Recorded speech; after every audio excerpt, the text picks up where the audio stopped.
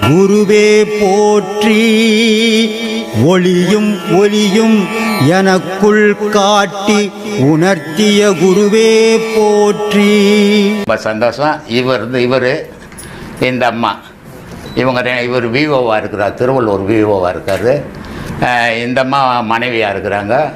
இவங்க 2 பேர் தான் எனக்கு அடுத்தபடியாக ஆசிரமத்தை மெயின்டைன் பண்ண போகிற குருமார்கள். லேடிஸுக்கெல்லாம் அந்தம்மா உபதேசம் கொடுக்குறாங்க, ஜென்ஸுக்கெல்லாம் இவர் உபதேசம் கொடுக்குறாரு. ஏன்னா இது மாதிரி பேசும்போது பல பேருக்கு என்ன இருந்தாலும் இப்படி பேசுகிறாரு, உண்மையை சொல்கிறீங்க, உண்மையை நான் ஏற்றுக்கினா தானம்மா, கோபமாக பேசுகிறாரு அப்படின்றானே.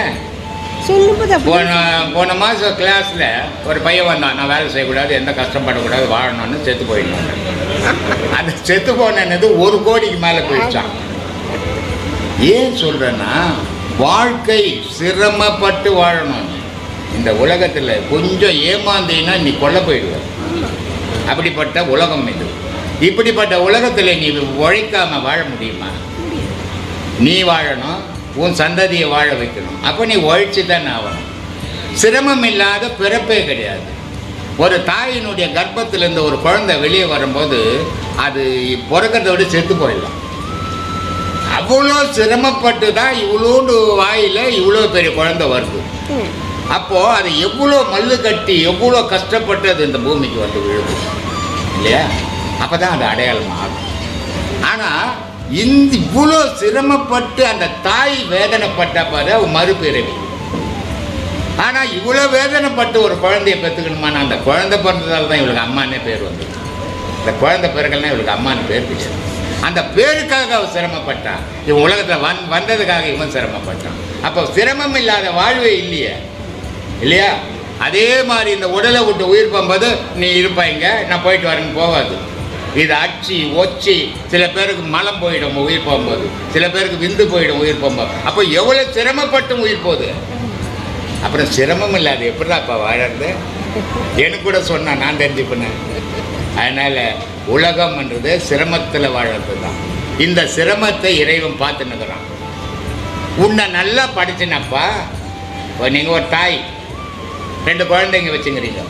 இந்த 2 குழந்தைங்களுடைய எண்ணம் உங்களுக்கு தாய்க்கு என்ன வரும்? என் குழந்தைங்க அறிவாளியாக இருக்கும், என் குழந்தைங்க நிம்மதியாக வாழணும், என் குழந்தைங்க சந்தோஷமாக இருக்கணும். இதானே ஒரு தாய்க்கு கிடப்பு. ஆசிரமம் கட்டி குறைஞ்சது ஒரு 5000 பேருக்கு உபதேசம் கொடுத்துருக்குறேன். இந்த 5000 பேருக்கு உபதேசம் கொடுத்ததில் ஒரு 50 பேர் கூட இன்னும் தேரலை. இது ஒரு பெரிய வருத்தம்.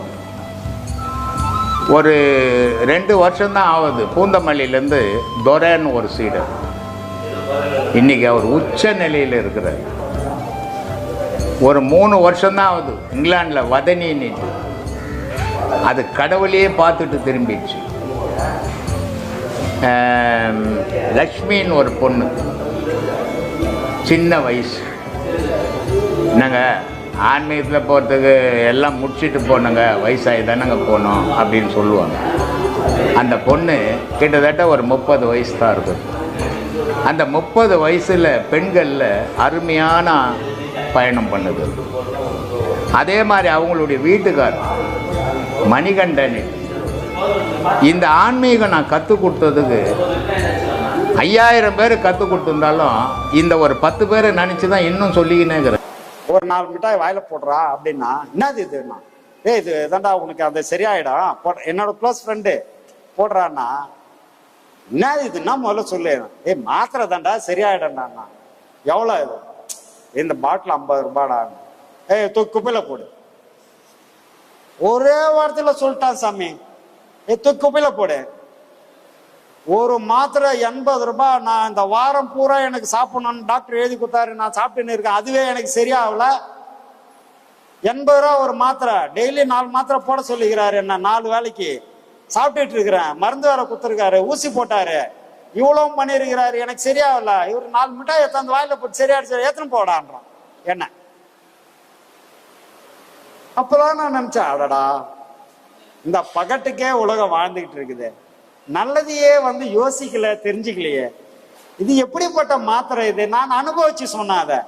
எனக்கு அப்படிதான்டா இருந்தது. அவர் எனக்கு ரொம்ப க்ளோஸ்டா. நான் கேட்டேன், எனக்கு கொடுத்தாரா டப்பால, நான் சாப்பிட்டேன், அப்பயே சரியாயிடுச்சுடா, ஒரே ஒரு டோஸ் தாண்டா போட்டேன் நான். என்ன நீ விளையாடுற நீ? எம்டி தெரியுமா அந்த டாக்டரு? MBBS MD. ஒரு மாத்திரை 80 ரூபாய் எனக்கு எழுதி, டெய்லி 4 மாத்திரை போட்டுனுக்கிறேன், ஒன்னும் சரியாகல. ஸ்பெஷலிஸ்டா பார்க்க போறேன், இதெல்லாம் போட்டுன்னா பிரச்சனை வந்துடும், வேணான்றான். உன் தலையெழுத்து அப்படின்னு தான் நான் என்ன பண்ண முடியும்? உனக்கு விதி எழுதி வச்சுக்குது, போடான்ட்டேன். கடைசியில போய் ஆபரேஷன் பண்ணின்னு வந்தான் சாமி வைத்த. அவன் பைத்தியக்காரன், அவன் ஒன்றும் சொல்றதுக்கு இல்லை. இது மாதிரி சில விஷயங்கள் வந்து பகட்டுக்காகவே மனுஷன் வாழறான். அதுக்கு சொல்ல வர இத, நீ 5 ரூபாய்க்கு 5 மாத்திரை நான் ஒத்துக்கவே மாட்டான். அது நல்ல மாத்திரையா, அதை பத்தி அவசியம். அது கர்மாவா குருமாவா நமக்கு தெரியாது சாமி. ஏன்னா ஒரு நல்ல விஷயத்த சொன்னா கூட எடுத்துக்க மாட்டான்னா, கர்மம் போட்டோ விடு, அது நமக்கு வேண்டாம். ஏன்னா அவ்வளோ வைத்தறிச்சலான விஷயம் அது. கடைசியா போய் ஆப்ரேஷன் பண்ணி சரி பண்ணின்னு வந்தான். அதுவே அவன் ரொம்ப கஷ்டப்பட்டு தான் இருக்கிறான் இன்னைய வரைக்கும். ஒரு வெயிட் தூக்க முடியாது சாமி அவனால. நீட்டா அறுத்து விட்டாங்க அவனை. சும்மா 4 மாத்திரை போட்டுருந்தா போயிருக்காது. இதோட விளைவு என்னன்றதே அவங்களுக்கு பின் விளைவு தெரியாம. இப்போ உதாரணத்துக்கு நீங்க அந்த மெடிக்கல்ல மாத்திரை வாங்கியிருந்தீங்கன்னா தெரியும். சும்மா தலைவலின்னு போனீங்கன்னா, என்னப்பா தலைவலிக்குது சார், டாக்டர் ஒரு ஊசியை போட்டுட்டு, இந்தப்பா தலைவலி ஒண்ணு, இது எதுவும் சைடு எஃபெக்ட் பண்ணாம அவியல் ஒண்ணு, அதுக்கு கீழே இன்னொன்னு தருவார், இது வந்து வயிற்று வலியை ஏற்படுத்திடுவோம், இதை போட்டீங்கன்னா. அந்த வயிற்று வலி இல்லாததுக்கு ஒண்ணு, மொத்தம் 3 மாத்திரை கொடுப்பாரு உங்களுக்கு. நீ போனது என்ன? தலைவலிக்கு போன.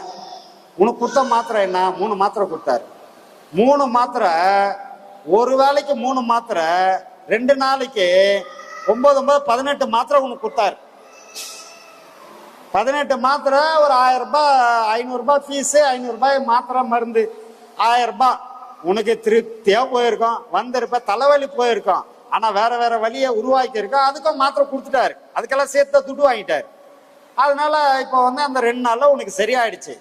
ஆனா சைடு எஃபெக்டே இல்லாத ஒரு மாத்திரை நாம சக்தி கொடுக்குறாப்புல, அதை வாங்கி கொடுத்தா அவன் வேணான்ட்டான். அவன் விதி விளையாடிச்சு. கடைசியில வயிற்று அர்த்தக்கு இன்னைக்கும் மாத்திரை சாப்பிட்டுன்னு இருக்கிறான்.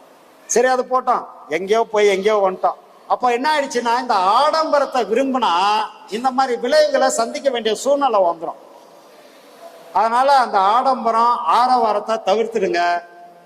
ஒரு சும்மா ஒரு பார்த்தா உங்களுக்கு அப்படிதான் இருக்கும், என்னை பார்த்தா மாதிரி இருக்கும். ஒரு நீட்டா தாடி வச்சுக்கின்னு கொண்டை கிண்டை போட்டுக்கின்னு ஒரு வேசி சும்மா தரையில உட்காந்து நிற்பாரு. அவர் பார்த்தா என்ன அங்கேயே இருக்கிற சாமியாரை பார்த்தா நமக்கு வந்து பைத்தியக்காரன்னு தெரியும்.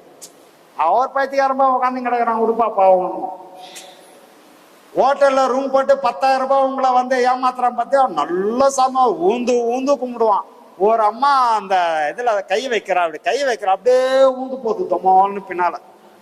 இன்னாத்துக்கு அது ஊந்துதுன்னு தெரியல, இவன் ஏன் தள்ளி விட்டான்னா எனக்கு தெரியல. ஆனா 10,000 ரூபாய் அவன் தள்ளி விட்டதுக்கும் அந்த அம்மா ஊந்ததுக்கும் இந்த மாதிரி எல்லாம் வந்து போய்கிட்டு இருக்குது. அதனால நிறைய இன்னைக்கு வந்து ஆன்மீகன்ற பேர்ல ஏமாத்திக்கிட்டு இருக்கிறாங்க. அதனால தயவு செய்து ஐயாவோட சீடர்கள் யாரும் ஏமாந்துடாதீங்க. மற்றவங்க ஏமாந்தாங்கன்னா அது அவங்க தலையெழுத்து, நம்ம ஒன்றும் சொல்றதுக்கு இல்லை. ஆனா ஐயாவோட சீடர்கள் இந்த பகட்டுக்கு ஆசைப்பட்டு போயிடாதீங்க, பகட்டை விரும்பாதீங்க. ஆரவாரத்துல ஆண்டவனை பார்க்கவே முடியாது, அது தவிர்க்க முடியாது சாமி. அதெல்லாம் விதிப்படி நடக்கிறது. கணவனோ மனைவியோ எல்லாரும் தனித்து தான் வந்தாங்க, தனித்து தான் போறாங்க. ஆனா என்ன ஒன்னா, கணவன் மனைவின்னு ஆனதுக்கு அப்புறம், இதுக்கு முன்னாடி தனித்து வந்தாங்க, தனித்து போறாங்க. கணவன் மனைவின்னா ஈருடல் ஓருயிர்ன்ற மாதிரி அப்படி வாழ கத்துக்கணும். அப்படி வாழ கத்துக்கலன்னு சொன்னா அந்த குடும்பம் நல்லா இருக்காது. குடும்பத்துல இருக்கிற பசங்க பாதிச்சிருவாங்க. இதுதான் காலையில கூட சொன்னேன்.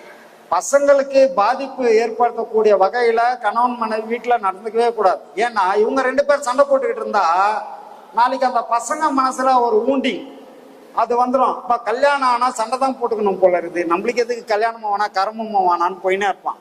நாளைக்கு வேணா கல்யாணம் பண்ணிக்கிட்டானா கூட எனக்கு தேவையில்லைன்னுவான். நீங்க 2 பேர் சண்டை போட்டுக்கின்னு இருக்குது, பத்தாது நான் வேற போய் கட்டிக்கின்னு வந்து நானும் சண்டை போட்டுன்னு இருக்கணுமா, எனக்கு வேணாம் அந்த கர்மன்றோம். அதனால கணவன் மனைவி எப்படி வாழணும், அமைதியா வாழணும், ஒருத்தருக்கு ஒருத்தர் விட்டு கொடுத்து வாழணும். இதுல வந்து 2 பேரை சண்டை போட்டுக்கினே, அதுவும் பசங்க இருக்க போய் சண்டை போற தெரியுது பாரு, அதை விட கொடுமை வேற எதுவும் கிடையாது. ஏன் காரணம் என்னன்னா, கணவன் மனைவியா ஒரு குழந்தைக்கு பெத்த அப்பா அம்மா தான் ரோல் மாடல். அவங்க சரியா இல்லைன்னு சொன்னா அந்த குடும்பம் சரியா இருக்காது, குழந்தையும் சரியா இருக்க மாட்டான். அப்படியே நோட் பண்ணுங்க பசங்க, அப்படியே நோட் பண்றாங்க. ஆமா, நோட் பண்ணுவாங்க தான். அதுக்காக தான் பசங்க உஷாரா பார்ப்பாங்க. அதுக்கு தான் அந்த நேரத்துல நீங்க சரியா இருக்கணும். ஏன்னா நீங்க இன்னைக்கு எப்படி நடந்துக்கிறீங்களோ அதை தான் அவன் நாளைக்கு ரிஃப்ளெக்ட் பண்ணுவான். அது எதிர்வினை ஆற்றுவான். இன்னைக்கு செவுத்துல இன்னைக்கு நீ எவ்வளவு தூரம் வேகமா பந்து அடிக்கிறியோ அந்த வேகத்துல திரும்பி வரா மாதிரி நீ இன்னைக்கு என்ன கொடுக்குறியோ அதுதான் நாளைக்கு அவங்ககிட்ட இருந்து திரும்பி வரும். அதனால நல்ல விஷயங்களை குழந்தைங்களுக்கு கொடுத்தாதான் நாளைக்கு நல்ல விஷயங்களை அவன் செய்வான். நீ இன்னைக்கே 2 பேரா சண்டை போட்டுன்னு நீ ஒரு பக்கம் ஒரு டர்ரு புர்ருன்னு இருந்தீங்கன்னா அவன் வளர்ந்தவனும் அவனும் உன் மேல அப்படிதான் காட்டுவான். அதனால இது பெத்தவங்க ரோல் மாடல்ன்றதால பிள்ளைங்க முன்னாடி பவ்யமாவும் பக்குவமாவும் நடந்துக்கணும். அதை கத்துக்கணும். அதுதான் ஒரு நல்ல பெத்தவங்களுக்கான முதிர்ச்சியான ஒரு விஷயம். இப்போ நிறைய ஞானிகள் என்ன சொல்றாங்கன்னா,